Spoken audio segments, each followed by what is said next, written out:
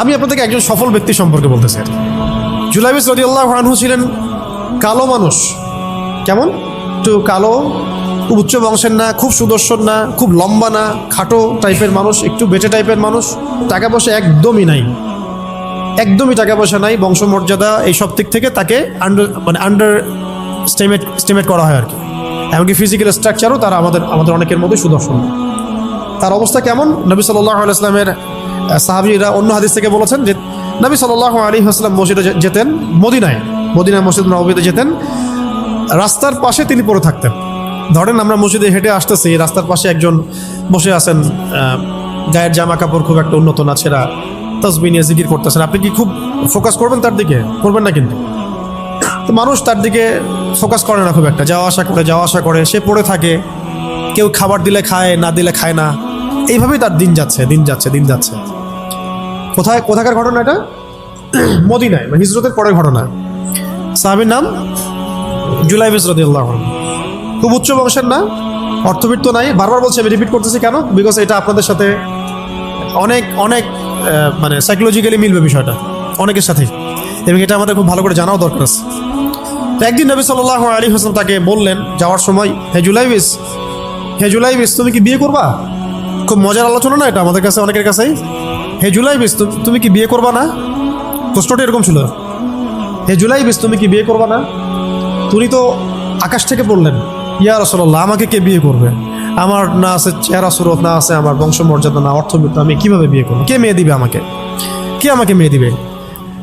তো ওদিন নবী সাল্লাল্লাহু আলাইহি ওয়াসাল্লাম চলে গেলেন, কিছু বললেন না। পরের দিন আবার বললেন, ইয়া জুলাইবিস আলা তাতাযাওয়াজ, তুমি কি বিয়ে করবা না?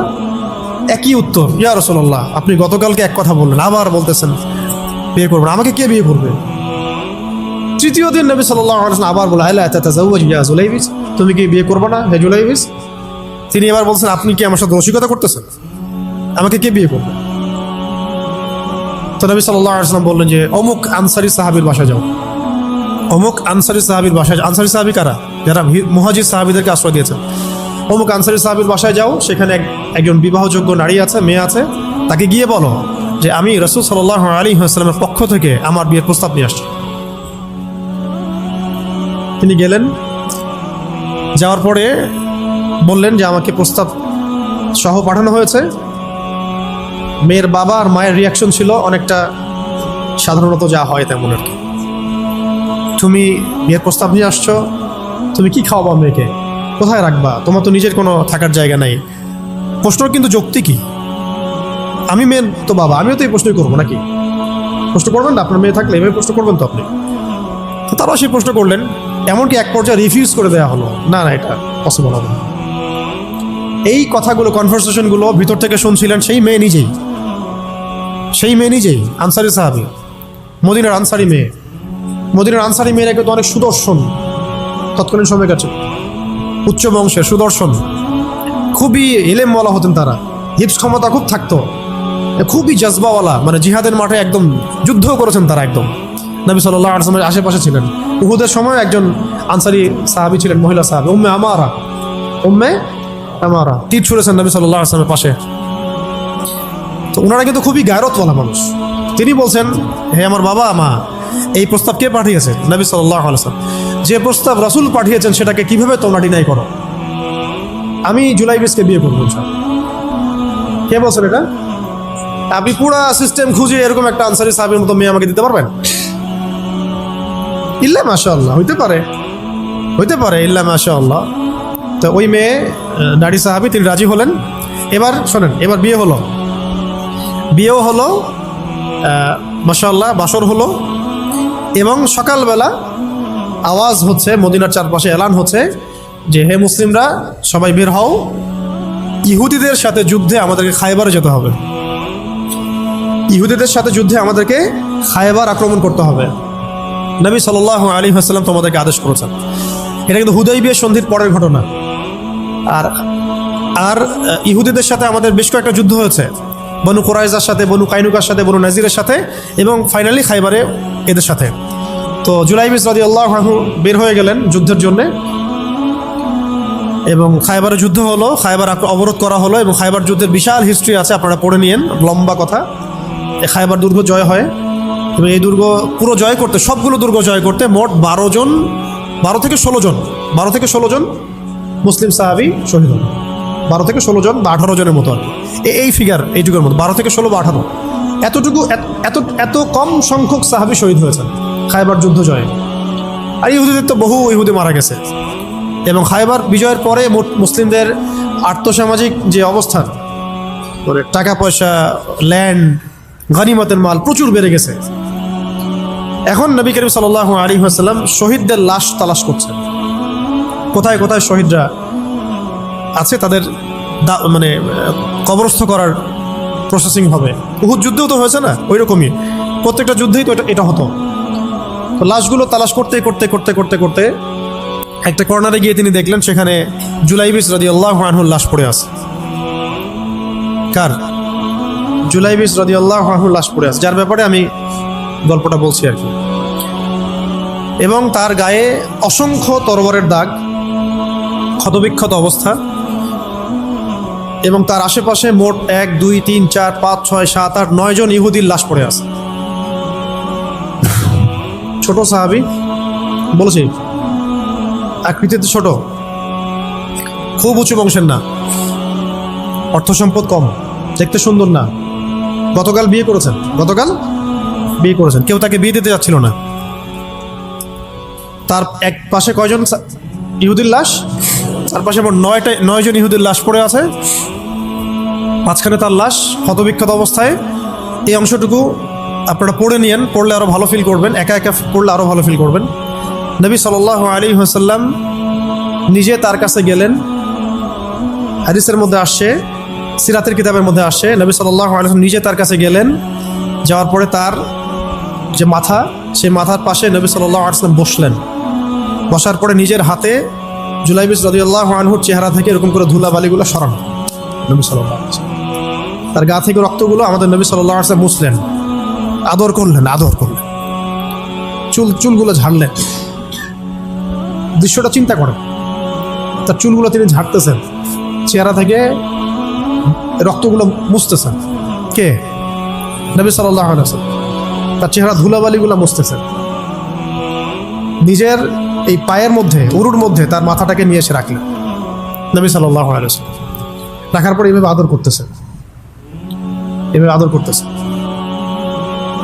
আর এরপর উপরের দিকে তাকালেন, তার জন্য তো দোয়া করলেন। উপরের দিকে তাকালেন, তাকে চোখ নামাই নিলেন। সাহাবায়ে কেরাম তো আশেপাশে আছেন অনেকেই, বললেন যে ইয়া রাসূলুল্লাহ, আপনি এমনটা কেন করলেন, চোখ নামাই নিলেন কেন? তখন তিনি বললেন যে আমি দেখলাম যে জান্নাতের হুরদের মধ্যে অসংখ্য হুর ছুটে আসতেছে, কে জুলাইবিসকে আগে বরণ করবে তার জন্য। তিনি নিজে কাঁদলেন, জুলাইবিসের জন্য নিজে কাঁদলেন, নিজের হাতে তাকে এইভাবে উঠালেন। তিনি ছোট মানুষ ছিলেন। এরপর 2 হাত দিয়ে তাকে উঠালেন, উঠাই নিজের হাতে তাকে দাফন করলেন। দাফন করার পর তিনি বললেন, ইয়া জুলাইবিস, হে জুলাইবিস, আনতা মিন্নি ওয়া আনা মিনক, তুমি আমার অংশ, আমি তোমার। হে জুলাইবিস, তুমি আমার, আমি তোমার। হে জুলাইবিস, তুমি আমার, আমি তোমার। এই কথাটা বললেন কে? নবী সাল্লাল্লাহু আলাইহি ওয়াসাল্লাম। এখন আপনাদেরকে আমি সাফল্যের মানদণ্ড কিভাবে বোঝাবো? এর বাইরে কোনো ভাষা নেই আমার কাছে। সাফল্য বলতে কি বোঝান? এই সিস্টেম সাফল্য বলতে কি বোঝায়? এই ওয়ার্ল্ড অর্ডারটা সাফল্য বলতে কি বোঝায়? এই বস্তুবাদী জগৎটা আমাদেরকে সাফল্য বলতে আসলে কি বোঝায়? সাফল্য বলতে বোঝাচ্ছে ইমান।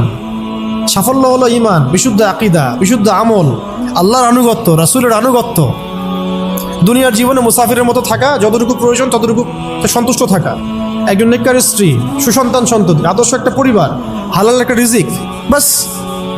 ইসলামের জন্য দাওয়াত, তাবলীগ, মেহনত, দিন প্রতিষ্ঠার চেষ্টা, প্রয়োজনীয় জিহাদ, প্রয়োজনীয় শাহাদাত।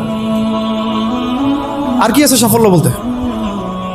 এরকম সাহাবী একজন নয়, কিন্তু এক একজন সাহাবী সম্পর্কে এক একটা করে কথা বলা যাবে। হানজালা রাদিয়াল্লাহু আনহুর নাম শুনছেন? হানজালা রাদিয়াল্লাহু আনহু, তিনিও বিয়ে করেছেন একদিন। তার পরের দিন সকালে উহুদের যুদ্ধে গিয়েছেন। 70টা আঘাত সহ্য করেছেন, বলা হচ্ছে কিতাবের মধ্যে 70-80টা আঘাত তার দেহে ছিল। শহীদ হয়েছেন। উহুদ যুদ্ধে যখন সাহাবীদেরকে দাফন করা হচ্ছে, তখন তিনি নবী সাল্লাল্লাহু আলাইহি ওয়াসাল্লাম দেখলেন হানজালা রাদিয়াল্লাহু আনহুর লাশটা ভেসে আছে, বাতাসে ভেসে আছে, এবং লাশ থেকে পানি ঝরতেছে। সাহাবীরা জিজ্ঞাসা করলেন, ইয়া রাসূলুল্লাহ, এটা কেমন, এটা কিভাবে হচ্ছে?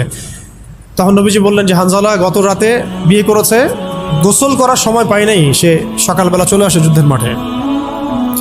ফেরেশতারা তাকে গোসল দিচ্ছে, এটার পানি পড়ছে, আমরা দেখতে পাচ্ছি।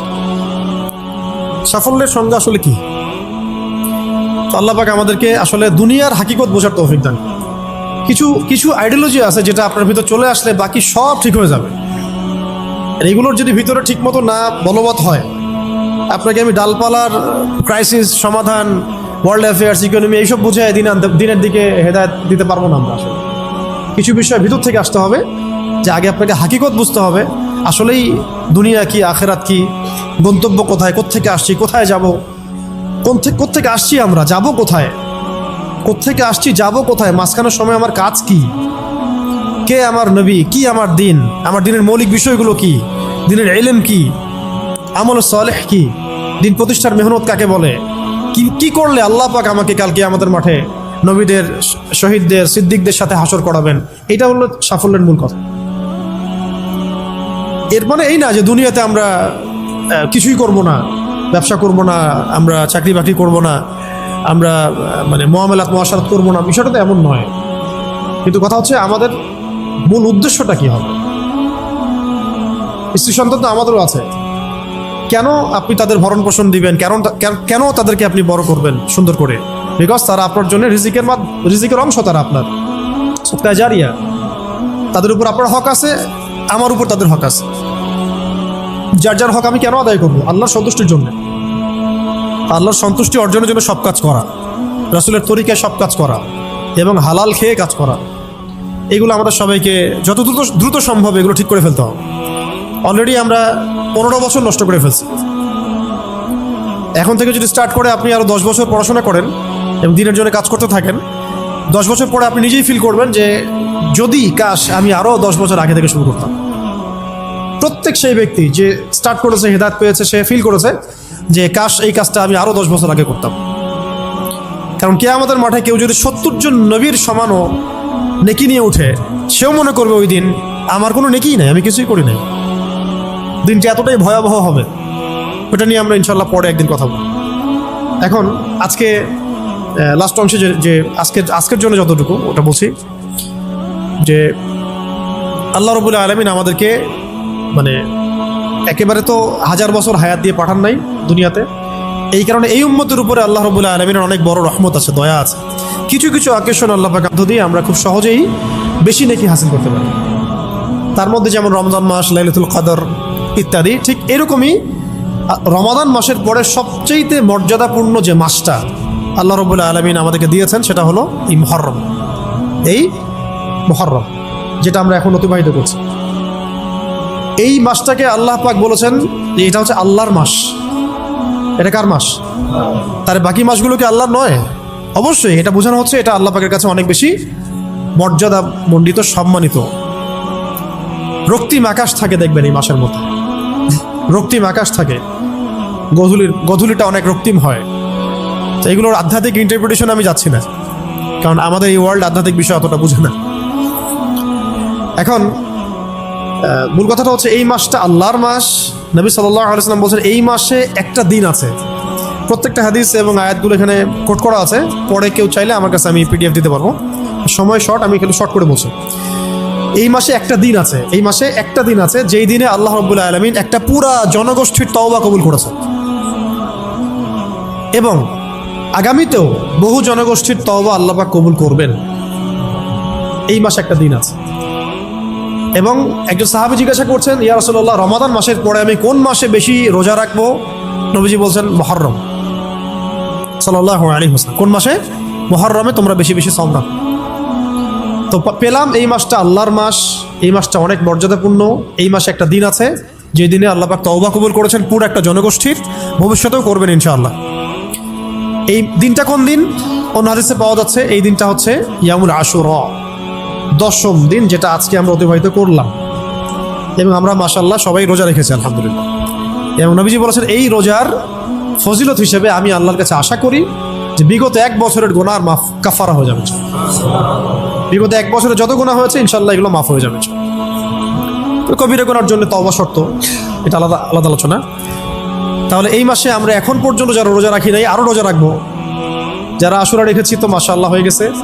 আর যারা 2টা রাখতে চান, 9-10 রেখেছেন মাশাআল্লাহ। যদি না রেখে থাকেন তাহলে কালকে রাখবেন ইনশাল্লাহ, তাহলে 10-11 হয়ে যাবে। তো চেষ্টা করবো এই মাসে বেশি বেশি রোজা রাখা, ঠিক আছে ইনশাল্লাহ। আরেকটা কাজ হলো এই মাসে বেশি বেশি তওবা করা, বেশি বেশি তওবা করা। আমার কিন্তু উদ্দেশ্য ফজিলত বলা নয়, আমার একটা উদ্দেশ্য আছে এই মাসটা নিয়ে কথা বলার। আজকে ওই অংশটুকু বলে আজকে শেষ করবো ইনশাল্লাহ, একটু ধৈর্য ধরেন। তো সাহাবায়ে কেরাম তাদের ছোট ছোট বাচ্চাদেরকে পর্যন্ত এই মাসে রোজা রাখাতেন, ছোট ছোট বাচ্চাদেরকে রোজা রাখাতেন, যে তোমরা সারাদিন রোজা রাখো। খেলনা দিতেন, খেলতে দিতেন, এই কালচারে তারা অভ্যস্ত করতেন। আজকেও মদিনায় গেলে আপনি দেখবেন রমজান মাসে বাচ্চারা রোজা রাখতেছে, নবমীতে খেলছে, ওখানে ইফতার করতেছে, কি চমৎকার পরিবেশ। তো এই কালচারটা আমাদের মধ্যেও যেন আসে, একজন রাখবো আরেকজনকে রাখাবো, একসাথে ইফতার অ্যারেঞ্জ করবো, একসাথে সাহারি করবো, ভালো হবে ইনশাল্লাহ। তো ওই যে কওম, যেই কওমের তওবা আল্লাহ পাক কবুল করেছেন এই মাসে, সেই কওমের নাম হলো বনু ইসরাইল।